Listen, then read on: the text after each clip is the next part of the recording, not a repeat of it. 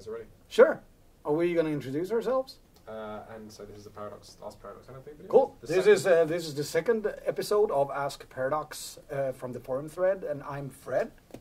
Yeah, and I'm Johan, and we're kind of like the Paradox people. All right, let's start with an easy one. Nikolai is asking, which of the games you've made or published have you guys played the most, and do you dare say how many hours you've played? Oh, that's a good question. I played Mount&Blade Warband for over 230 hours in total. I've played Lead and Gold for over 200 hours. I think I played both Crusader Kings and Hearts of Iron 2 for over 200 hours as well, but I don't have I haven't logged the time on those. I think the game I played the most is probably EU3 with all the, if you count all the different expansions ones, but I remember playing a lot of EU2 multiplayer, and well, EU3 is multiplayer as well. Well, yeah, EU3. Okay. Another easy one. Orensil wants to know, why is the platypus in the Paradox logo dead? Well, we killed it, so we can put it on the logo. Well, we wanted it to be still, so you could actually use it as a logo, because if it was moving around, it wouldn't really be... it would be harder to have it as a logo type, so we had to kill it and put it in fossil. That makes sense to me. Mike Bloke says, the last time I played a sports management simulator was Football Manager 2 on the Amstrad 464. What was the last sports management sim game that you played, and what do you think of the genre as a whole? It should be banned. It's destroying lives, and it's taken way too much of my time. And has 2012 been released yet? It just was released last week. My first sports manager game was the Football Manager on the Spectrum. Now that's a long time ago, probably 25 years ago, more than that. And my latest game was actually something I downloaded for the iPhone. And luckily, that really wasn't a good game, so I didn't have to spend more than 50 hours playing it. But I have the 2012 Football Manager in my account, but I haven't really dared starting it, because I know I'm going to start the first 2 hours just analyzing my team. And I always pick a shitty team, so I have to work with it forever, and it's really frustrating. Do you remember the old times when we had put up extra PCs at your desk and my desk just so we can play multiplayer football manager during office hours? That was a good old days, Paradox, actually. Yeah.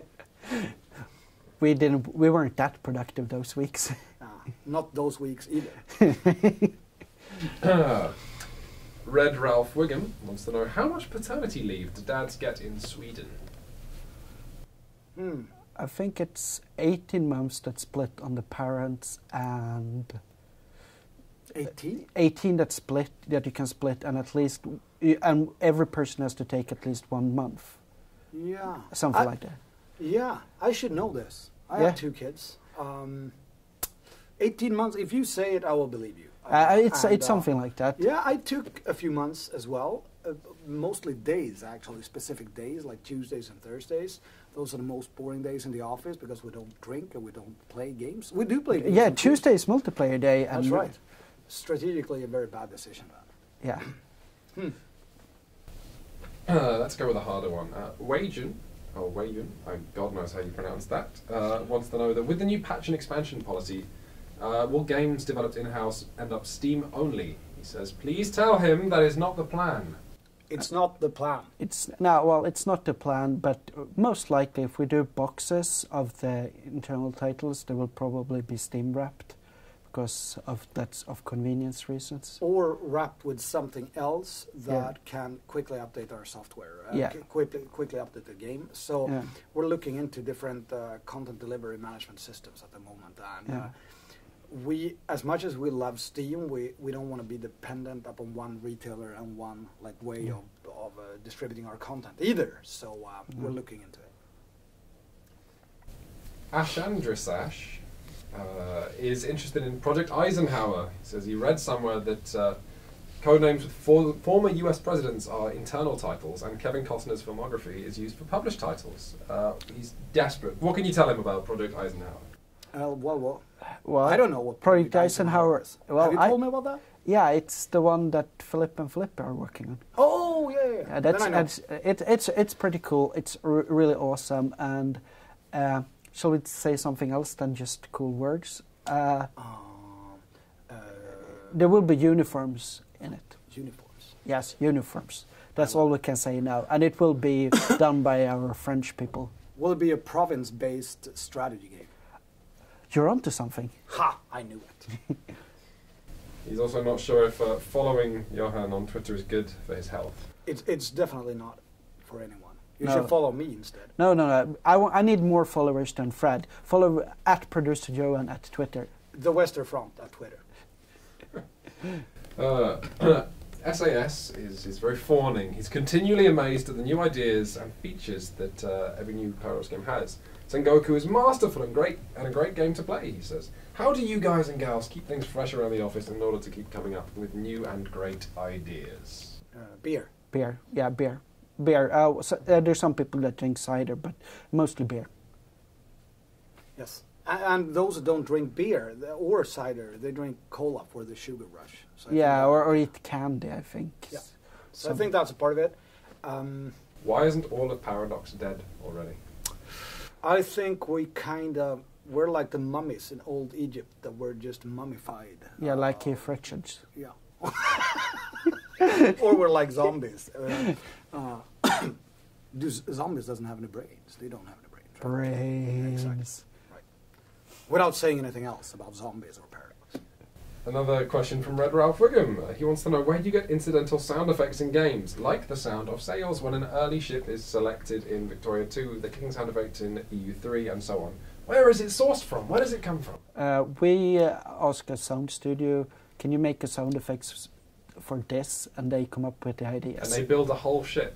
Yeah, they go out there, they build They ships. build the ship and then they they use Sink the it. sails and then they kind of record the sound for And then they that. take the ship apart again. Yeah. And they take it apart. Wow. That's awesome. But it would have been so much more fun if you said, we go down to the sound cave and we work there all day and then we bring home sound and then we kind of like, polish it. I don't know, that's maybe what they do in the sound studio. I mean, we don't know, we just pay and get sound.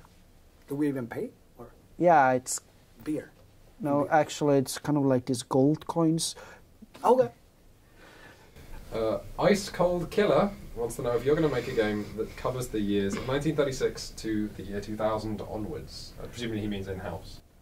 No, because the time period before World War II and the time period after are very, very different. Well, there's a high probability that we will make games that cover the time period after World War II, but there's nothing we're currently working on the internal team at the moment. Even getting World War I and World War II into the same game is really tricky. Yeah, well, I don't So think it's possible. No, it would be great if it was. I would like to make a civilization-style game that is entirely historical, but the world would look very funny, like in 1936 when World War II were breaking out, probably like Macedonia versus Byzantium or something. Yeah, versus Confederate States of America, then like Nazi Germany and Israel and China at the same time. I would play that game, just for the record. Yeah, Yeah. I would like to play that game. That would be a great game. Yeah, it would be awesome and cool.